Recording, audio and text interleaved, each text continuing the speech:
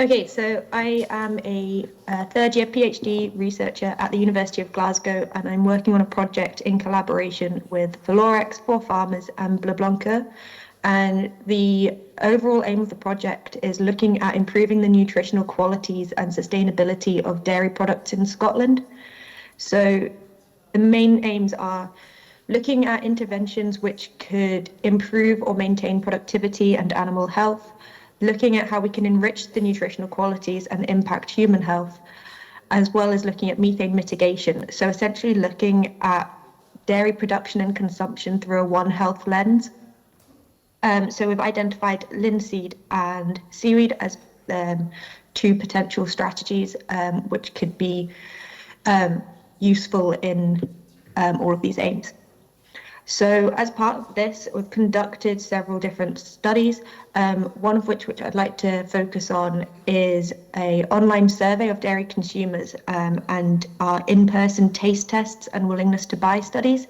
And across both of these, we've found that animal welfare is stated as a priority for consumers, influencing what they would be willing to buy. So on the left-hand side here is a plot showing that when we presented participants with a table indicating different products with different claims on them, animal welfare was the biggest driver for their preference, and then the same again when we asked them in person. And the second biggest driver was fair pay for farmers in both studies as well, with sustainability and nutrition falling lower. Something that's really interesting to note is that price was the second lowest perceived driver. So this was an intention. However, when we asked them what sort of milk do people actually buy, price is the biggest driver of our actual behaviours. So that indicates quite a big intention behaviour gap. So we want to be doing the right thing, especially in terms of animal welfare. However, when we go to the shop, it's our wallets that determine what we do. And so 75% of participants actually just bought regular supermarket milk. And I think another interesting thing to note here is that in the UK, when we buy milk, the shelves look a bit like this.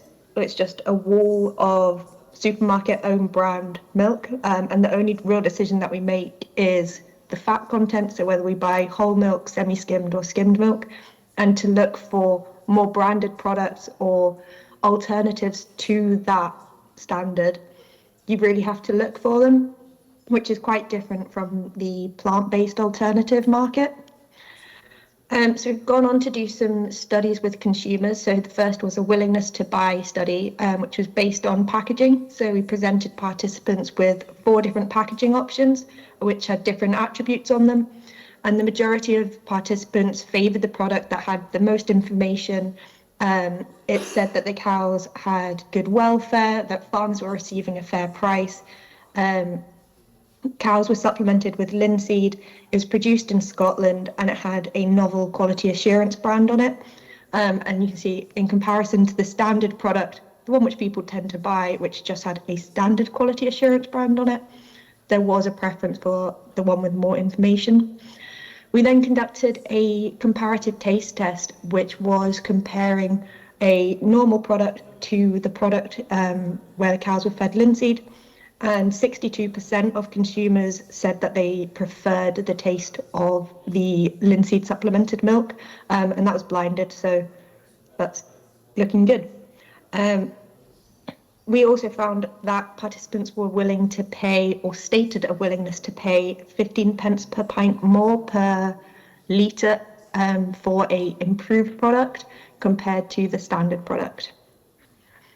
So we've identified that there are definitely opportunities for innovation, but we need to think about our perceived priorities as consumers as well as the actual drivers.